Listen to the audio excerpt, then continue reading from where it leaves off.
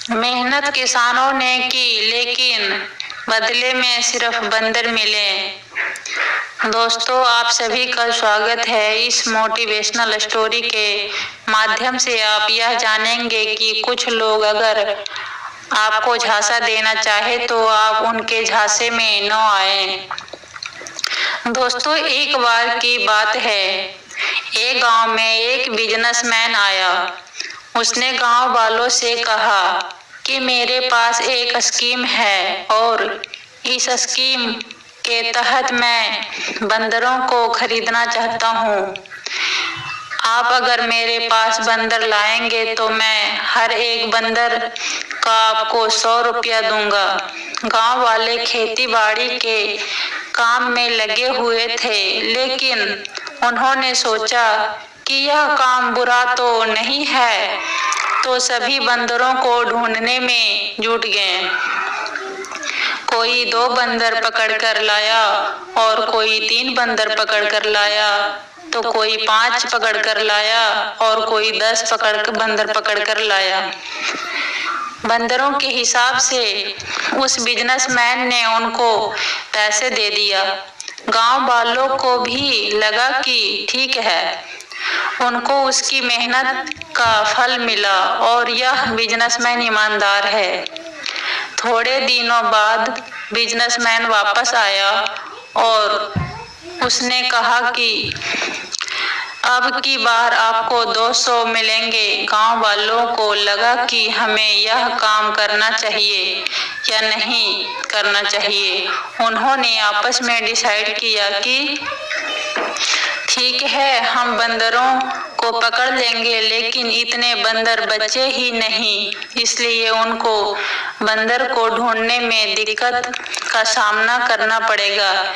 इस बार बंदरों की संख्या बहुत कम थी।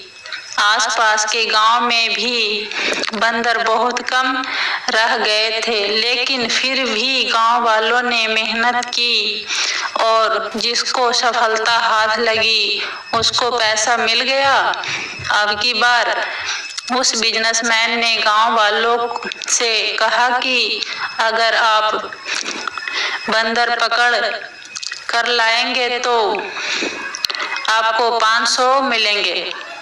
एक बार गांव वालों को शक हुआ कि आसपास गांव में बंदर नहीं है, अब हमें बंदर कहां से पकड़ कर लाएंगे।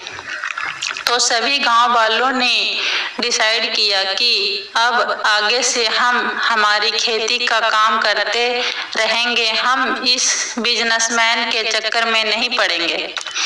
अब कुछ दिनों बाद को बिजनेसमैन वापस आया।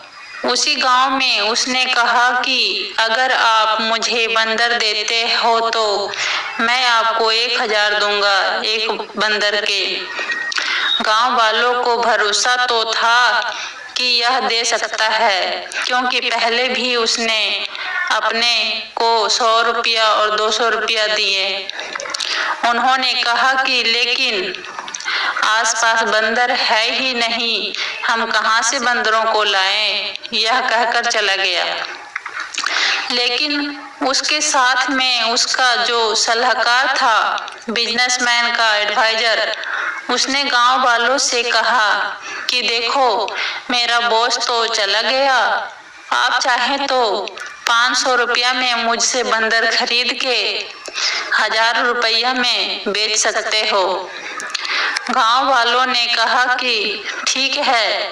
500 में गांव वालों ने बंदर ले लिया और अपनी मेहनत के पैसे उसको दे दिए। जबकि वह बिजनेसमैन तो उस सलाहकार को सिखा कर गया था। तो वह बिजनेसमैन पैसे लेकर चला गया। अब गांव वालों के साथ वह बंदर ही बंदर रह गए। इस कहानी से हमें यह शिक्षा मिलती है इस कहानी से हमें यह शिक्षा मिलती है कि किसी की जालसाजी में नहीं आए। आपको बता देता हूँ, आपके पास जो भी पैसा हो उसको संभाल कर रखिए, किसी की बातों में मत आइए, क्योंकि आपका धन ही मुसीबत में आपका सच्चा साथी है। आशा करती हूँ कि यह कहानी आपको अच्छी लगी होगी।